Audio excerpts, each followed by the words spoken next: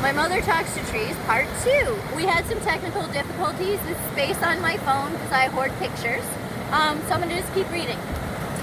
She goes up to a big tree in the next yard and pats it. A dog barks at us from the porch. Hello, white oak, she says. I love your lichens. Her fingers trace the green, crinkly circles that grow on the bark. Jess likes lichens too. The leaves look like pieces from a giant jigsaw puzzle. Some old acorns crunch under my feet. I pick up an acorn hat and put it on the tip of my finger. We love to do that here too. I don't think there's any oaks here, but we'll find some. There's a ton in Frida B's yard, that's for sure. Sometimes Mom talks to me too. Remember this tulip poplar, Laura? She asked as we crossed the street to the park. We planted it here the year you were born. We used to bring it water in your beach bucket. It's taller than you now. But you are better at gymnastics, she says with a wink. Mom says the flowers are shaped like tulips. But I like to look at the leaves, which look like fox faces with ears and whiskers. And you're growing fast too, she says to a pine tree down the hill. White pine, she tells me. It's the only pine with 5 needles in each bunch. 1 needle for each letter of the word white. W-H-I-T-E. She pulls a branch toward me, and at the end are some things that look like Rice Krispies. She taps them, and yellow powder floats out. Laura, these are the male cones, or the pollen makers. Conifers have cones instead of flowers, and needles instead of leaves. They stay green all year too, I say. She pulls down a higher branch to show me the green female cone. We both get sticky pitch on our hands, and the very top branches are some big pine cones from last year. So brand new pine cones look like this where they're green, and the older pine cones have opened and are brown. Hey Maple, your seeds are almost ripe. Mom shouts up into a tree from a distance that looks like a huge bright green lollipop, like the trees I used to draw in kindergarten. Its wide leaves are bigger than my hand and almost the same shape too.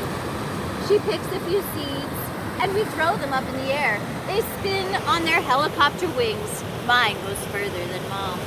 I like to put them on my nose too, so it makes me have a little pointed nose. Down the path in the park, we visit 4 little walnut trees.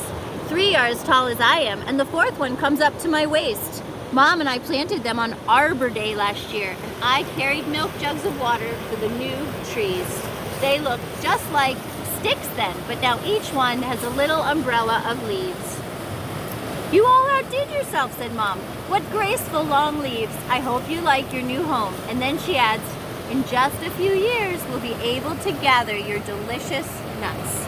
Mom shows me how each leaf stem has one leaflet on the end and 6 or 7 on each side. Hey, the walnut leaves are almost like hickory leaves, but the walnut has more leaflets. The leaves smell spicy when I rub them together between my fingers. There's a walnut.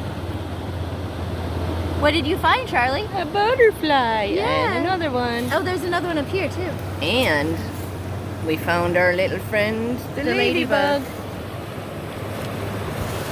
Mom calls out, hey persimmon, and heads toward a tall, straight tree with lichen on its bark. The persimmon tree bark looks as if it is made of little blocks. The shiny dark leaves are pointy at both ends. Mom pats the tree and says, thanks for your sweet persimmon fruits you gave us last fall. I hope my friend Whitney is not looking out her window from across the street. And we have a yellow butterfly and an orange butterfly and a yellow butterfly and an orange butterfly and then a little tiny weeny one all the way over there. Is there the ladybug? I don't see it on this page. No. Oh. As we walk toward the street, I look back at the new walnut trees.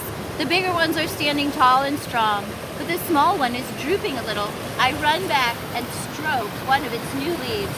It feels soft like velvet and smells great. Don't worry, I say.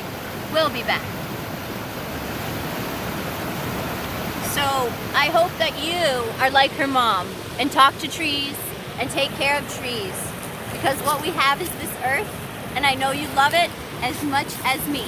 So go out in it, roll around in the dirt, and hug a tree, and don't care what people say. Thank you, Charlie. And Danny has a stick. Oh, yep. There's a tree. Are we done? Yep. Bye. Bye, guys. Bye.